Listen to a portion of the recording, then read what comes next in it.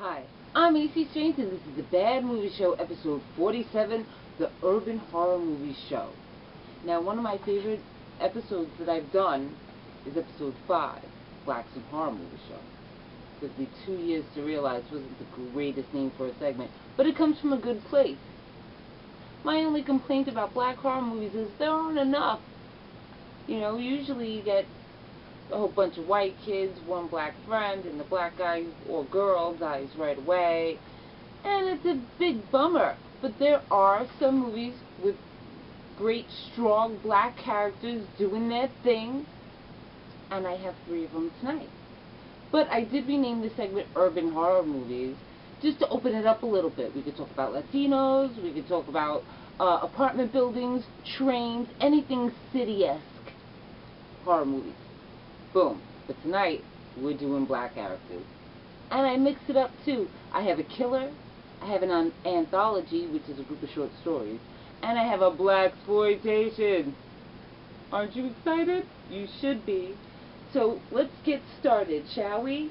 Tonight, well, first up, Tower of Blood, rated R, 2005, Intergram Entertainment, written by Jeremiah Campbell, directed by Corbin Timbrook, starring J.T. Thomas, Chris Todd, Desiree Verona, and Thomas Daniel Smith.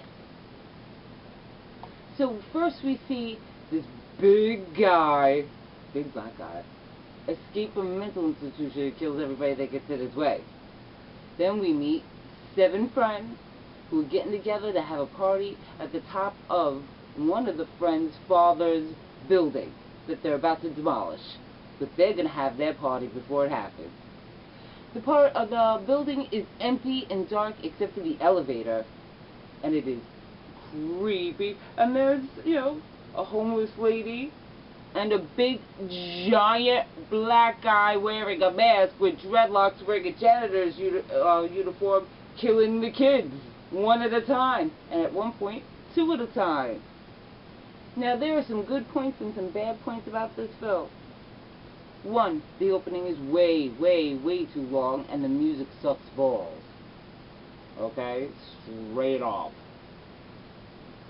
The kills are inventive, but the best part is the backstory. You know, the guy going to kill people in the building, basically, to protect his mother. This is the Black Friday the 13th. Okay? This guy's like the ghetto Jason, and he's badass. But the backstory is way better than the story that you're watching. It's not so bad, but not as compelling as when you get to the end. So I'm going to give this a 2.5, but I'm going to say that it wasn't so bad. There's part of me that likes this movie. Like, I like the idea of this guy coming out of a mental institution just to take care of his mother, because the building that she lives in is going to be torn down.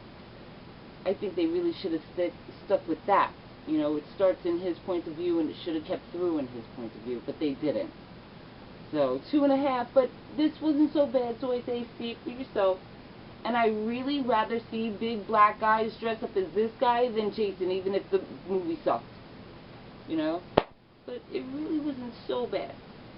You should see it for yourself. Oh, and I have to point out that on the front, this is the Flatiron Building in New York, but the movie takes place in L.A. So that wasn't so cool either. That goes down with the music. Suck the balls.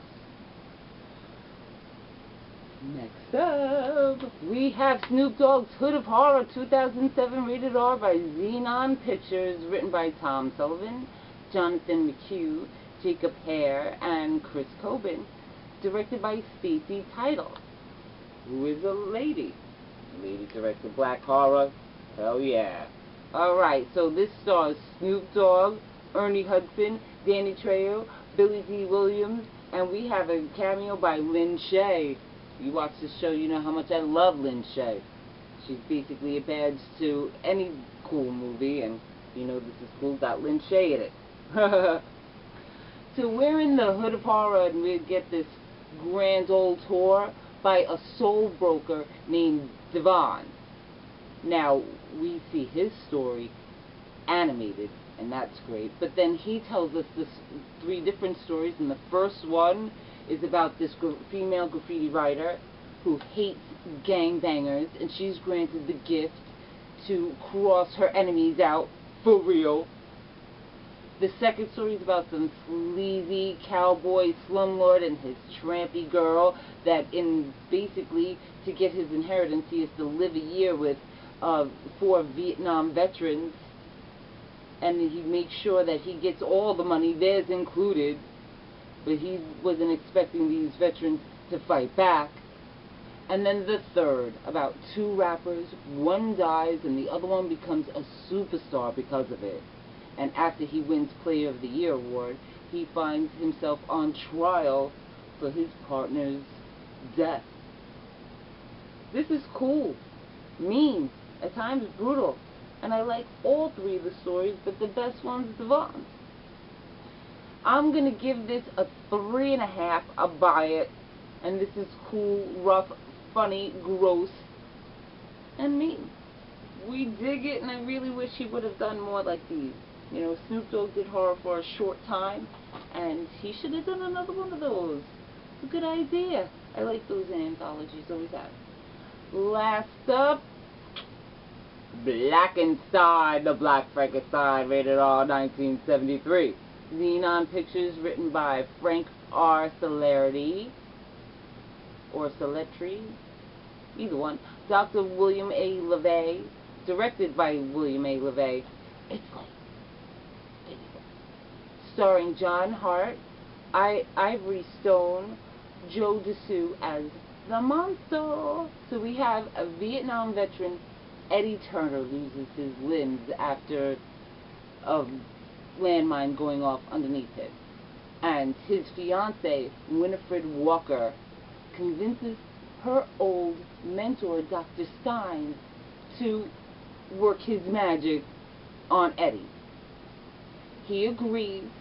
Winifred Walker goes to work for him as his assistant while he takes Eddie into his mansion with a few other patients. Dr. Stein is a genius, and he has this procedure where he attaches limbs that are functional on Eddie. He does a 3-part experimental procedure. Okay. Then Dr. Stein's butler, Malcolm, falls in love with Dr. Walker, but when she turns him down, he mixes up the formula for Eddie's procedure, which turns him into a Cro-Magnon-like monster, and bam! All of a sudden he's in a 3-piece suit with shiny shoes on, walking all over the city, going, killing people.